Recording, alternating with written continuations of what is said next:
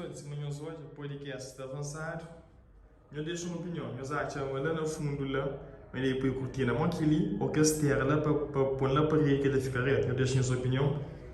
E não se começa o podcast, mesmo assim, para morrer. Para ter um podcast pronto, ele te exige bastante dinheiro, e tem equipamentos que te exige, mas nunca se deixa estar completo para o início. No início, mesmo assim, aquele pouco que eu tinha ali, não estava até aqui na decorrer de tempo.